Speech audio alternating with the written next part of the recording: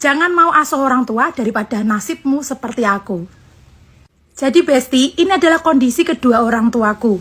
Ada ibuku dan juga ada mertuaku. Keduanya memiliki riwayat penyakit diabetes dan juga stroke ya. Jadi dua-duanya harus ada di kursi roda. Tapi astungkara sekarang sudah membaik ya. Untuk ibuku sendiri sudah bisa jalan. Mertuaku sendiri ya sudah sehat seger lah. Biarpun masih tetap di kursi roda. Nah, apa sih yang mau kita ambil dari cerita ini? Ikuti videoku, siapa tahu kamu yang sekarang ada di kondisiku bisa bersabar. Jadi aku mau cerita dulu sama kalian. Awal menikah, aku tuh bersama Pak Nengah, itu ya aku bisa bilang hidup kita pas-pasan. Karena Pak Nengah juga memiliki pinjaman, dan aku pun juga harus ingin segera hamil. Di saat itu aku keguguran, dan aku diharuskan kalau misalnya mau hamil aku nggak boleh kerja. Kondisi suami gaji tinggal sedikit. Di saat aku tidak kerja, bagaimana pemasukannya? Tetapi di situ kami merelakan hidup sederhana untuk mempunyai anak, karena harus ada yang dikorbankan. Akhirnya Kak Inem Jogja hamil dan Kak Inem Jogja tidak bekerja, hanya mengandalkan gaji dari Pak Nengah yang tentunya tidak banyak karena sudah ada potongan peminjaman. Nah di situ aku merasa seperti dicoba, benar-benar dicoba. Tiba-tiba mertuaku sakit. Lalu kebetulan ikut kami. Saat itu memang benar-benar, ini aku mau cerita sama kalian ya Besti ya.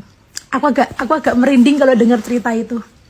Gaji suami itu tinggal sedikit, mungkin untuk hidup berdua aja tidak cukup, tapi tiba-tiba harus menanggung orang tua yang sakit. Sampai aku sama bapak mertua itu korek-korek di bawah tempat tidur cari uang 50-100 rupiah untuk menggenapi harga beras 5.500. Waktu itu kita urunan, aku sama mertua urunan, uang 2.000, 3.000, dapat 5.000, kurang 500, cari-cari di bawah tempat tidur. Nah di situ sempat aku merasa begini, kenapa sih harus aku gitu? Kita ngerasa kayak, kok harus aku yang merasakan seperti ini gitu. Sedangkan masih banyak yang lain yang mungkin bisa membantuku untuk mengasuh orang tua. Tapi di situ aku sadar, ternyata Tuhan memilihku karena Tuhan itu tahu bahwa aku mampu untuk mengasuhnya. Akhirnya aku terima, aku tidak menyalahkan siapapun. Kamu tahu nggak? Memang di awal 2-3 tahun pertama itu berat sekali. Berat sekali, aku merasa dunia ini tidak adil. Cobaan-cobaan datang. Tapi setelah itu Besti, aku ngerasa rezeki itu ada aja. Kesehatan, keselamatan, ketentraman, ada aja. Nah ini aku mau kasih tahu sama kalian, kalian yang nggak mau ngasuh orang tua, itu salah. Kalian yang ngerasa ini harusnya kewajibanmu, ada 5 anak tetapi yang ngasuh hanya 1 orang. Kalian yang kejatuhan ngurus orang tua, beruntunglah kalian. Karena apa? Kalian itu deposito akhirat. Selain itu Besti, aku pertama memang ngerasa 2-3 tahun karena aku masih grundel terus. Aku sih kok yang keluarga yang lain gak bisa membantu atau dan sebagainya. Aku sempat seperti itu karena kondisiku benar-benar jatuh waktu itu. Tapi ternyata setelah aku mengikhlaskan, aku merasa ya sudah, ini adalah tanggung jawabku. Rezeki datang ngalir terus sampai sekarang. Ini berkat doa orang tua.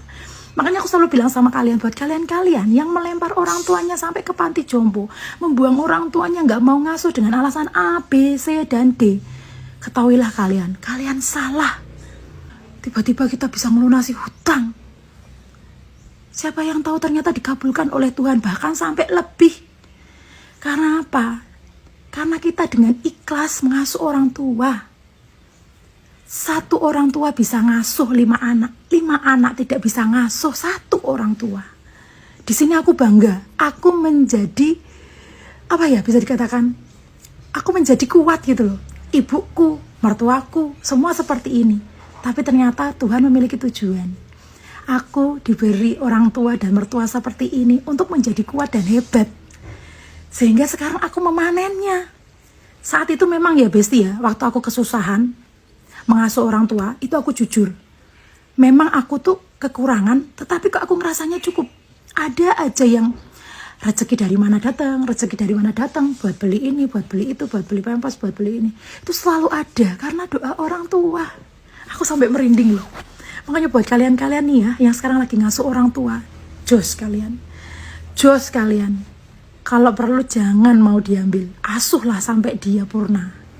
Semangat buat kalian para pengasuh-pengasuh orang tua. I love you. Merdeka. Merdeka.